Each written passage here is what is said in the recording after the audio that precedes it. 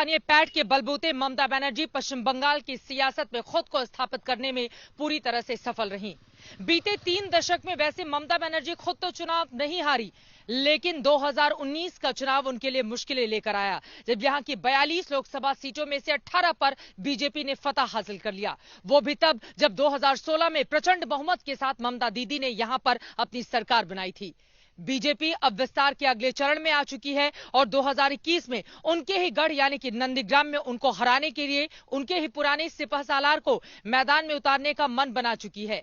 ममता बनर्जी उस चक्रव्यूह में फंसकर उन्होंने खुद ही ऐलान कर दिया कि नंदीग्राम से वो चुनाव लड़ने के लिए तैयार हैं और इस तरह से ये नंदीग्राम सबसे बड़े दंगल के अखाड़े के तौर पर तब्दील हो चुका है।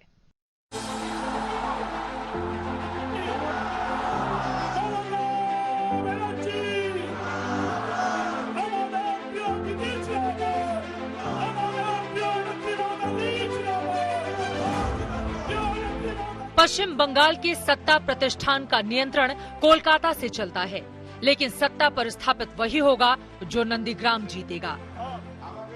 नंदीग्राम सिर्फ एक गांव का नाम नहीं, बल्कि बंगाल के सियासी इतिहास में ममता के उत्थान और वाम दल के पतन का साक्षी बना।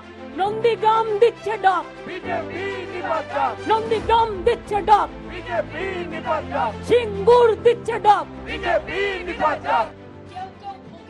अगर 2011 से बंगाल में ममता बनर्जी ने सत्ता की लगाम अपने हाथों में थाम रखी है, तो उन्हें सियासी ताकत नंदीग्राम से मिली।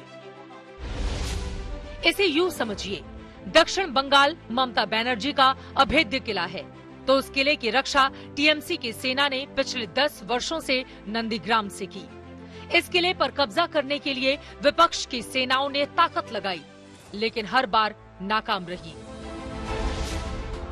2016 और 2019 से सियासी युद्ध का समीकरण समझिए। कुल 294 विधानसभा सीटों में दक्षिण बंगाल में 178 सीटें। 2019 में टीएमसी ने 22 सीटें जीती, 19 सीटें दक्षिण बंगाल में जीती। 2016 में टीएमसी ने 211 सीटें जीती, 152 सीटें दक्षिण बंगाल में जीती। बहुत लोगों को ममता बनर्जी ने उस वक्त चौंका दिया जब भवानीपुर के साथ ही नंदीग्राम से विधानसभा चुनाव लड़ने का ऐलान किया।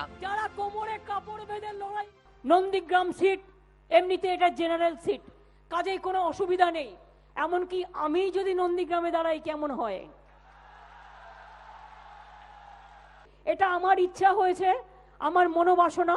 ভবানীপুরকেও আমি নেগলেক্ট করছি না, ভবানীপুরেও আমি ভালো প্রার্থী দেব, ওটাও আমার ভালোবাসার জায়গা।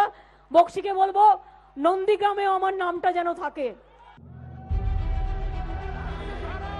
दरअसल टीएमसी के सेनापति रहे शुभेंदु अधिकारी के खेमा बदलने से होने वाले नुकसान की भरपाई के लिए ममता अपनी सियासी साख दांव पर लगाने से पीछे नहीं हटी।